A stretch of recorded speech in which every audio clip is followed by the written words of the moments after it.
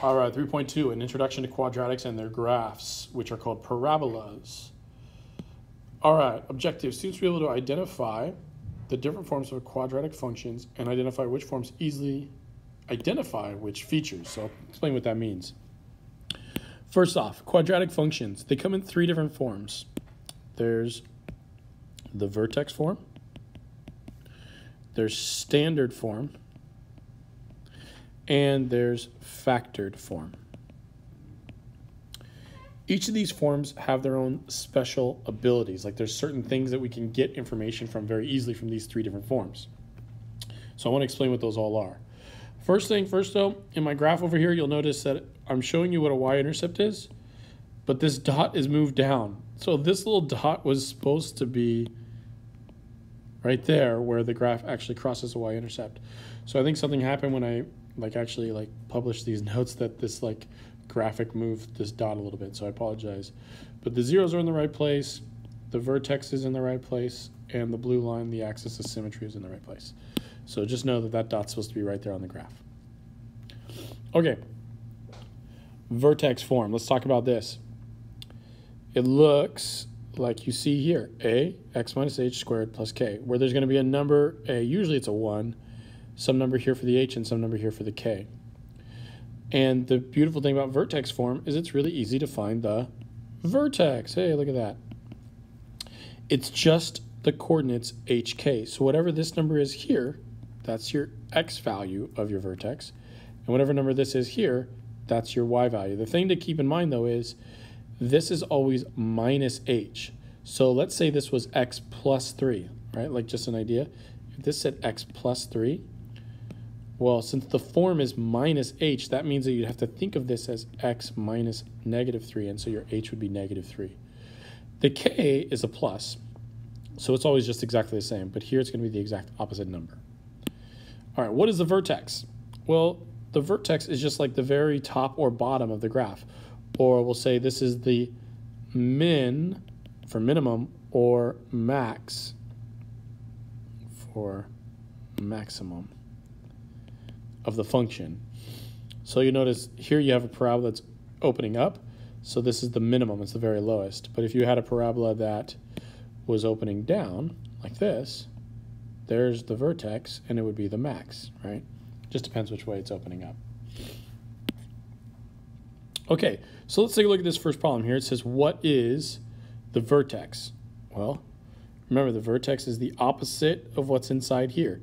So that's minus 1, so that means that the vertex is, the x value at least, is at positive 1. Okay, this number out here, we don't change it at all. That's negative 4, so that must mean that the k value is just negative 4. That's literally all there is to it. See how easy it is to find the vertex? That's why that form is handy. Okay, so I want you to go ahead and try to figure out the vertex of this problem. And then simply try it on your own and then unpause the video when you're ready to check your work. Okay, so remember this says plus 2, and so you always need to do the opposite. So because you're thinking this is x minus a number. So since it's x minus, we'd have to write it as x minus negative 2.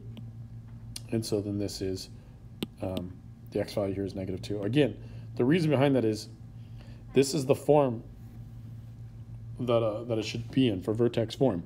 So it's always should be x minus a number. At least that's how you need to think of it when you're figuring out what your h value is. So even though it says x plus 2, you need to think x plus 2 is the same thing as saying x minus negative 2. All right, and the k value is simply negative 16, so the vertex is at negative 2, negative 16. We found that special point. Pretty easy if it's in the right form. Okay. Let's talk about standard form. Why is standard form nice? Well, in standard form, it easily finds the y-intercept. This always equals the c value here. So you might want to just highlight that or something. But that is always your y-intercept. That's beautiful. You don't have to do any math. It's just whatever number comes at the end, that's your y-intercept. This is the point where the function crosses the y-axis and is always located where x equals 0. When x is 0, that's where your y-intercept is. We can easily get to standard form from vertex form. So look, here's a problem in vertex form. And if you go ahead and multiply x minus 1 times x minus 1, which you should recognize as a pattern of perfect squares, you get x squared minus 2x plus 1. Well, you have this little negative 4 tagged out over here, so you just combine those like terms, you got x squared minus 2x minus 3. Well, you should be able to easily tell what your y-intercept is now. Look, I use the same function here. What is the y-intercept? It's just this number. So you could say the y-intercept is negative 3. Another way you could write this is it's at the location 0, negative 3. Because remember, it's when the x value is 0. That's the y-intercept. And again, all that means is like if you're looking at a graph, it's where it crosses this line. It's right there, negative 3. And that's also what we have up here in the picture, right? Isn't this at negative 3? It's not always at negative 3. This is just an example of the same y-intercept. Okay, so practice number 2 now. I want you to just tell me what's the y-intercept. And then remember to unpause the video when you're ready to check your work. Okay, so you should have just seen quickly that the y-intercept here is negative 12. So you could either say the y-intercept is negative 12, or you could say it's at 0, negative 12. That's all there is to it for that. All right, let's go to the next page.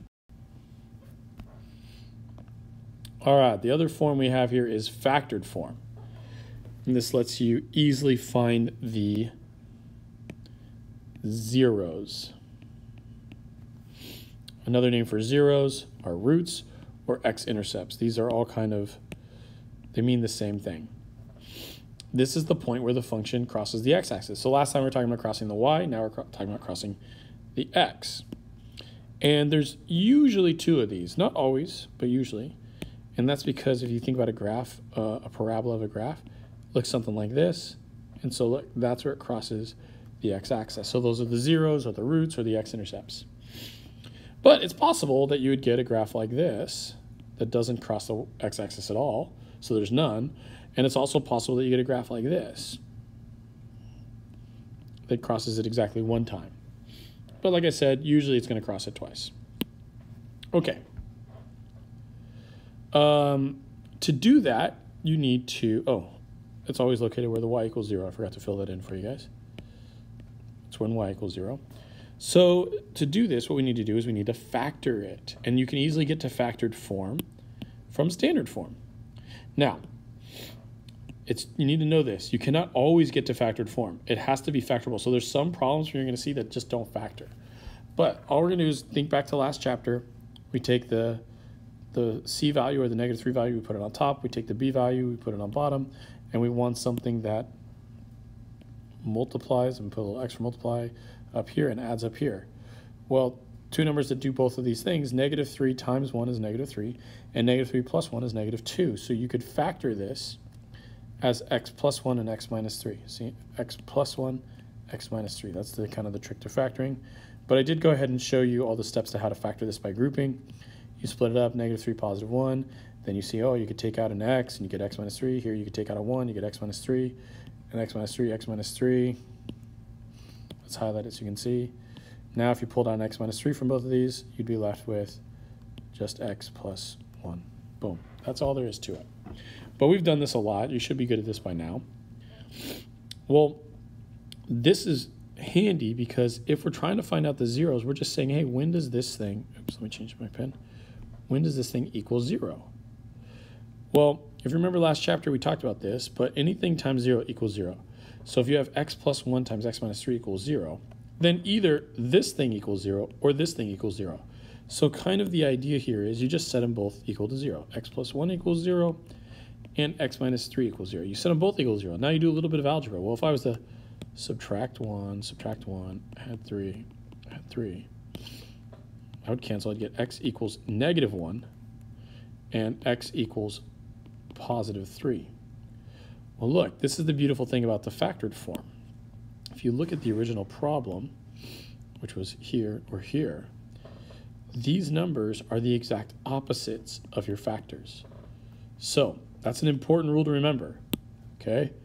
The zeros are always just the opposite of your factors, okay?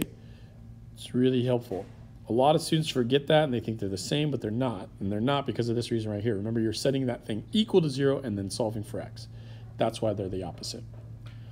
So, practice number 3, I want you to find the zeros of this problem, of this function. Go ahead and do it, and then unpause the video when you're ready to check your work. Okay, so you could have set them equal to 0 and then solved that you get x equals -6 or 2. And then, or you could have just said, hey, look, this is x plus 6, therefore -6 is one of my answers. This is x minus 2, therefore positive 2 is one of my answers. So there's your zeros. Okay, that's just an introductory to the 3 different forms, vertex, standard, and factored. You're going to be seeing a lot of those this chapter. I just wanted you to kind of get an intro to them and why some of them are useful for different situations. Go ahead and do the summary, and then I'll see you guys on the next video.